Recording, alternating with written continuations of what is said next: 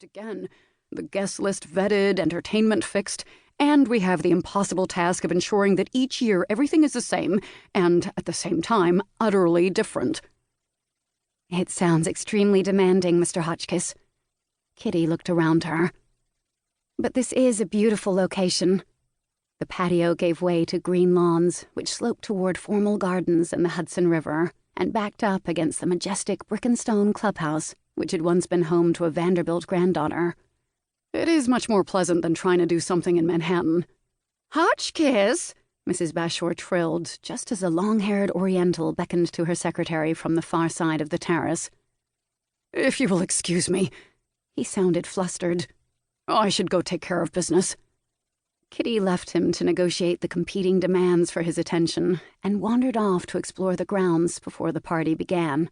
She made her way past trimmed topiaries through a vine-covered pergola and down neatly graveled paths that led to a fountain burbling at the center of a peaceful Italian garden. In the distance, ships steamed up and down the broad expanse of the Hudson. Kitty watched the water surge in their wake for a few quiet moments. Just a year and a half ago, in the spring of 1914, she had been nothing more than a recent boarding school graduate arriving by sea to set foot on home soil for the first time. She'd been born abroad, and as a child had followed her businessman father on his travels through the Indies and the Orient. Then, for almost a decade, she boarded at the Mrs. Dancy's school in Switzerland until he sent for her to join him in New York. She had applied for the position at the ladies' page after she'd settled in and grown accustomed to her new town. Without any practical experience, she'd been certain she wouldn't be selected. But somehow Miss Busby had hired Kitty as her apprentice, and then set her to opening mail, reading proofs, judging cookery contests, and every now and then, writing a piece about domestic matters. The Morgan shooting, which reawakened Kitty's urge to write a real news story, seemed like just the latest instance of how the world could turn on a dime. Last summer, an assassin's bullet in far-off Sarajevo had launched the entire continent into war. This May, a torpedo from a German U-boat had struck the majestic ocean liner Lusitania, which sank in a mere 18 minutes, killing nearly 1,200 passengers, 128 of them Americans, and it felt as though the United States might be sucked into Europe's madness. Kitty turned away from the river to a shady path that wound its way toward the club's golf course. "The example of America must be a special example," the president had said in his rousing speech in the aftermath of the Lusitania tragedy. "The example of America must be the example not merely of peace because it will not fight, but of peace because peace is the healing and elevating influence of the world and strife is not." The clack of hedge cutters jolted Kitty from her reverie.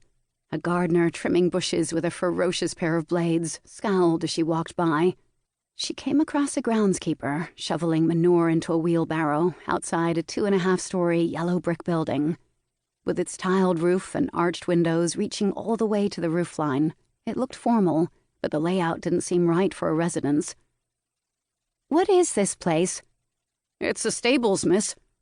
"Is that so?" Kitty smiled to herself. Some horses had all the luck. A couple strolled along arm in arm. He was big and burly in his formal attire. She was about half his size and wore a lavender gown with mutton-chop sleeves that overwhelmed her petite form. "I don't know what we're doing here," the woman said to her companion, before her words were drowned out by the sound of touring cars crunching down the gravel drive.